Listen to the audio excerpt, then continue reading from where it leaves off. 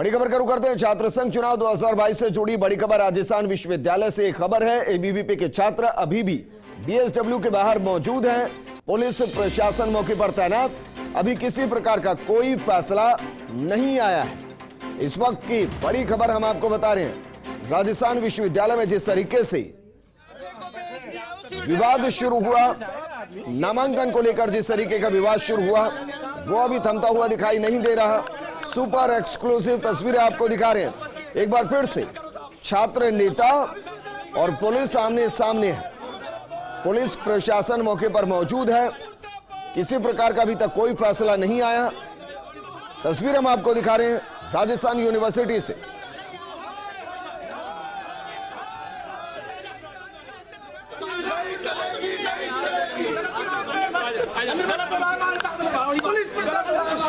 मेरे सहयोगी भारत दीक्षित जुड़ चुके हैं। भारत, जिस तरीके से तनातनी यहां पर हो रही है, क्या लग रहा है कब तक ये मामला शांत हो पाएगा?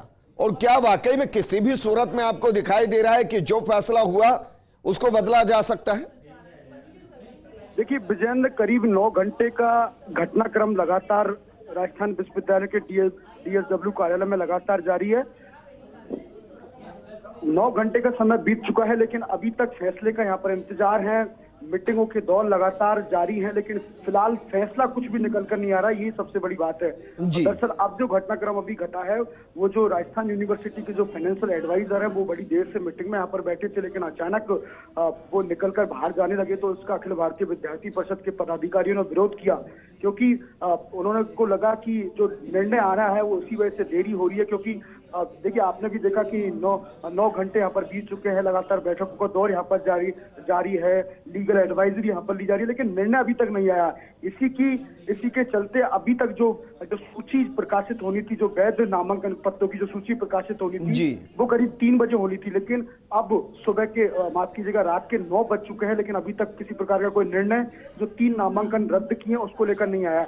हालांकि एक नामांकन जो रद्द किया वो पूरी तरह से सही है, लेकिन दो नामांकन है अखिल भारतीय विद्यार्थी परिषद के, उनको लेकर विद्यार्थी परिषद है वो विरोध यहाँ पर जता रही है। और आपने तस्वीर देख पा रहे हैं कि एक बार फिर जो डीएसडब्ल्यू कार्यालय, जो चैम्बर है जिसमें बड़ी देर से अखिल भारतीय विद्यार्थी परिषद के जो कार्यकर्ता वहां बैठे हुए थे, लेकिन जैसे ही एफए बाहर निकलने का प्रयास किए, हालांकि एफए बाहर निकल, लेकिन भारत, फिर भी मैं आपसे जानना चाहूंगा, समस्या कहां आ रही है, विवाद कहां फंसा हुआ है? जब बाकायदा नामांकन के अंदर कोर्ट के निर्देशों की कॉपी को अटैच किया गया है और कोर्ट बाकायदा कह चुका है कि जिनको चुनावी मैदान में उतारा गया और जिनके नामांकन को लेकर क्वेश्चन किया गया, कोर्ट ने उनको अप्रूव किया है कि वो चुनाव लड़ सकते हैं, फिर कहां दिक्कत आ रही है?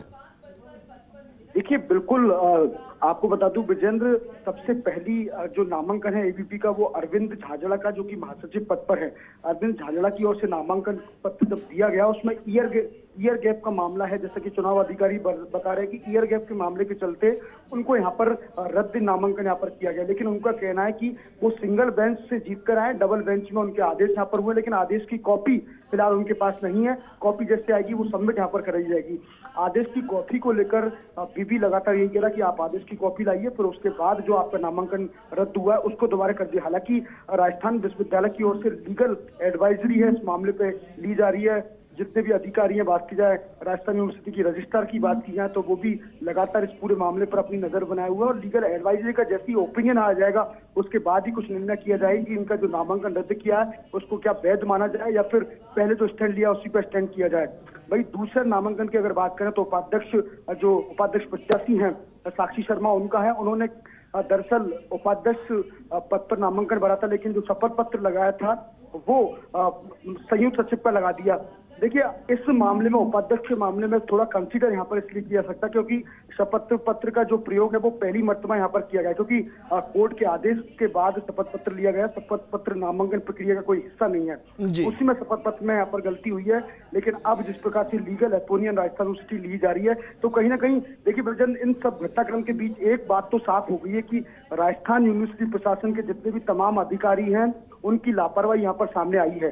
क्योंकि अगर उनको पता था कि इस तरह का कुछ घटनाक्रम हो सकता है, तो इस तरह की जो जांच थी पहले ही वो यहाँ पर की जाती, क्योंकि आमतौर पर देखा गया राजस्थान यूनिवर्सिटी के छात्र संघ चुनावों में अगर कोई खामी रहती है तो 3-4 बार चेक किया जाता है और छात्र को बता भी दिया जाता है कि इस तरह की, क्योंकि राजस्थान यूनिवर्सिटी के इतिहास में जब से छात्र संघ के चुनाव शुरू हुए हैं बहुत ही कम ऐसे मौके हैं जब किसी का नामांकन है वो रद्द कर दिया गया है। तो ये एक बड़ी बात है और लगातार आप देख रहे हैं कि 12 बजे से ये जो प्रदर्शन है, जो धरना है, जो हंगामा है वो लगातार जारी है। 9 बज गए थे। कुछ देर पहले की अगर बात करें तो थोड़ा सा माहौल यहाँ पर शांत हुआ था। गरम समोसे। हमारा सवाल तो इसलिए भी खड़ा हो रहा है दरअसल कि जब एबीपी ने अपने नामों की घोषणा की थी उस दौरान भी सभी यूनिवर्सिटी प्रशासन को पता होगा कि वो उनको कंसीडर करेंगे या नहीं करेंगे। नामांकन पत्र भरा जाता है और जब नाम सामने लाने की बात होती है उस दौरान यह कहा जाता है कि आपके नाम रद्द कर दिए जा रहे हैं, कोर्ट से निर्देश भी है। तो क्या उस दौरान पूरे यूनिवर्सिटी प्रशासन ने उसको वर्कआउट नहीं किया कि क्या समस्या होगी क्या नहीं होगी, पहले ही बता देना चाहिए था? देखिए, मैं आपको बता रहा था ना विजेंद्र की राजस्थान यूनिवर्सिटी के छात्र संघ चुनावों की अगर बात करें तो बहुत कम ऐसे मौके हैं जब छात्र संघ चुनावों में किसी का नामांकन है वो यहाँ पर रद्द किया जाए। क्योंकि आप देखिए कि मैं जैसा बता रहा था कि जब नामांकन भरे जाते हैं तो साथ में लीगल एडवाइजर होता है, 3-3, 4-4 बार फॉर्म चेक किया जाता है और कुछ त्रुटि अगर वहां पे होती है तो जो टीम वहां पर बैठी होती है, प्रशासनिक टीम, वो उनको गाइड कर देती कि आपके इस कागज में ये कमी रह गई है। तो कहीं ना कहीं चूक यहाँ पर हुई है, क्योंकि देखिए छात्र 5 साल से तैयारी करता, 3 साल से तैयारी करता, लेकिन जब ऐसा मौका आता है कि किसी एक हल्की सी छोटी सी त्रुटि वजह से उसका नामांकन यहाँ पर रद्द किया जाता है तो एक बड़ा मामला यहाँ पर होता है। और कहीं ना कहीं शुक्रिया तमाम जानकारी हमारे साथ साझा करने के लिए।